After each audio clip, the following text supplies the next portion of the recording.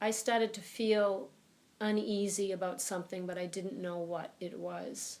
I brought home what I thought was a totally, completely healthy baby girl. And until she was 4 months old, I didn't have any reason to think anything was wrong at all. I would describe her condition as very unique. My daughter is Sarah Elizabeth Carr, and Sarah is 33 years old. 33 years ago, when a baby was born, they received a certain series of DPT immunization shots. After Sarah's second shot is when I noticed that her behavior changed.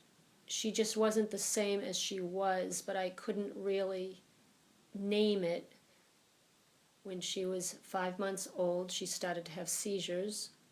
Sarah never should have received her third shot because it was very clear that she had this condition still undiagnosed. So after the third DPT shot, her condition just snowballed into full-blown grand mal seizures, and the treatment was anticonvulsants. Unfortunately, anticonvulsant drugs have not worked for Sarah. They gave us another drug, Klonopin, and what happened with that was Sarah's personality changed. She started to become very withdrawn. Her face muscles started to sag. She lost interest in people. She lost interest in any of her surroundings. I have a baby monitor. I am woken up when Sarah has a seizure, and I go in and I usually have to pat her mouth. She'll drool. I tell her she's okay. I tell her she's safe. There's really not a whole lot you can do when someone has a seizure except for reassure her that everything's okay and that she's okay. Sarah's always been the same. Sarah is like taking care of a 9-month-old or 10-month-old. She does not speak. She needs to be fed. She needs to be changed. She needs to be bathed. She does crawl, so she gets around on her own by crawling. When Sarah's in the pool, she can walk. She goes all around the edges by herself. I can take her in the middle of the pool and put her bottle on the deck, and that's a motivator for her. We dance in the pool and we sing in the pool, and it's just a wonderful way that she can be independent. Sarah loves it. She smiles.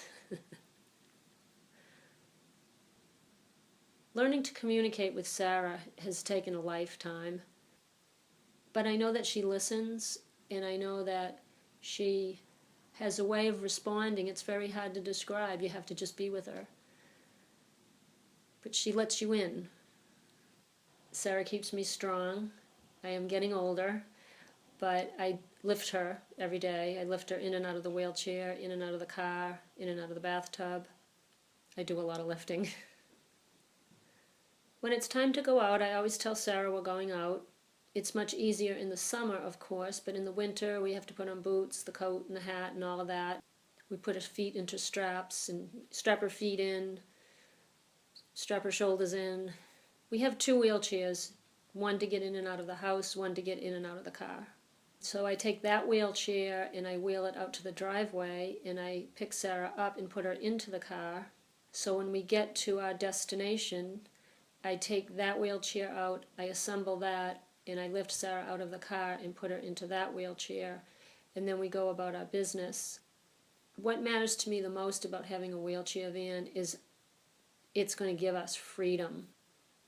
It's probably 6 minutes all around for every wheelchair assemble, for every wheelchair disassemble, for every lifting in and out. On the days that Sarah's had seizures and she's weak, it takes a lot longer because that's when she doesn't help. Usually Sarah helps me if she's strong and she adjusts herself in the chair.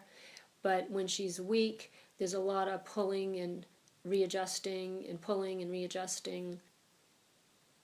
I have a plan to take care of Sarah for as long as I'm alive. And I trust that God will help me to take care of Sarah in any way that she needs to be taken care of. I certainly have people designated as following me, but as long as I'm alive, I plan to take care of her with additional help, of course. Actually, my long-term plan is Sarah and I will be in the same nursing home together, in the same room. I have a very full life with Sarah, and I love it. I love being her mother. I love taking care of her. With that, we've also been given so much love, and that's what gets us through. It's the only thing that gets us through.